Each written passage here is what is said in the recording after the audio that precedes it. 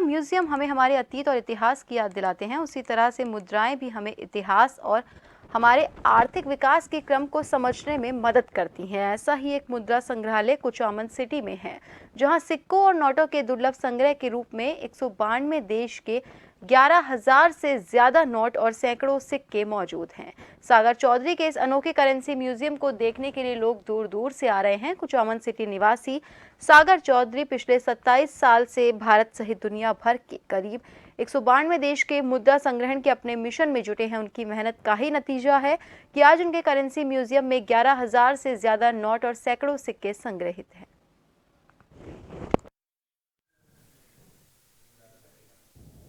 देखो, मेरे को ऐसी मतलब इतना बड़ा कलेक्शन मैंने पहली बार देखा है और आश्चर्य तो हुआ ही। दूसरा, मुझे बहुत खुशी भी मिली कि कुछ लोग ऐसे भी हैं जो इस तरह का मतलब शौक भी रखते हैं और हमारे को मतलब एक जगह पूरी दुनिया के नोट देखने को मिल गए, ये सबसे बड़ी बात थी। और सोशल मीडिया के माध्यम से मेरे को ध्यान पड़ा है, मैंने एक वीडियो देखा था कि कुचामन के पास में एक कोई शख्स है, उनके पास ऐसे सिक्के और नोट है जो बहुत ही दुर्लभ है, तो आज मैं भी देखने आया हूँ। तो बात करते हैं सागर जी चौधरी से जो हमारे साथ हैं। सागर जी, ये जो आपने कलेक्शन कर रखा है, इसका शौक कैसे लगा आपको, कहाँ से शौक लगा?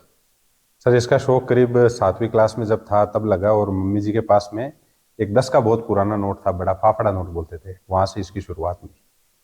तो आपने कितने देशों के नोट आपने एकत्रित कर रखे हैं, जिसमें आप उन नोटों के बारे में कुछ बताएं। सर, अपने पास में अभी करीब 203 देशों और राज्यों के नोट हैं। कुछ अलग अलग स्टेट्स ने भी अपने नोट्स निकाल रखे हैं।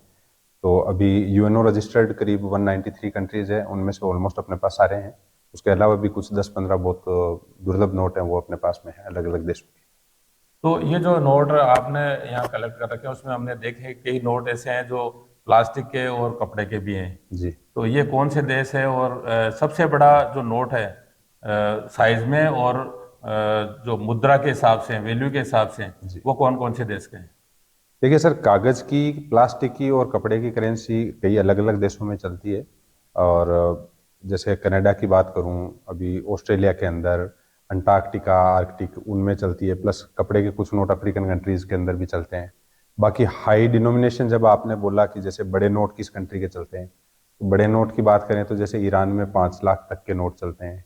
जिम्बाब्वे की बात करें तो जिम्बाब्वे में सर 1 अरब से भी ज़्यादा का नोट चलता है। तो दुनिया में कई ऐसे देश हैं जिनमें 10,000, 20,000, 50,000 वैल्यू के नोट चलते हैं, उनमें इंडोनेशिया भी है। आपने इतना लंबा थोड़ा रिकॉर्ड कर रखा है, तो क्या कुचामन का आपने ऐसा कोई सिक्का या ऐसी कोई मुद्रा जो कुचामन में प्रिंट हुई हो, या फिर कुचामन के आसपास जैसे मीठड़ी में भी सिक्के प्रिंट हुए थे, ऐसा हमने सुना है, तो ऐसा कोई आपके पास कलेक्शन है? सर, कुचामन का बिल्कुल सिक्का चला करता था। मैं कुचामन के पास ही मोतीपुरा गांव से हूं। पिछली बार भी मुझे कुछ लोगों ने भी पूछा कि क्या आपके पास कुचामन का सिक्का है, तो बिल्कुल है सर। कुचामन जागीर जोधपुर स्टेट के अंडर में थी, और कुचामन की जो एक टकसाल थी उसमें सिक्के ढला करते थे। यहाँ पे शाह आलम द्वितीय उस टाइम पे दिल्ली के राजा हुआ करते थे, और करीब 1789 के अंदर वो सिक्के ढाले गए थे। तो वो सिक्के आप अपने इस संग्रहालय में देख सकते हैं।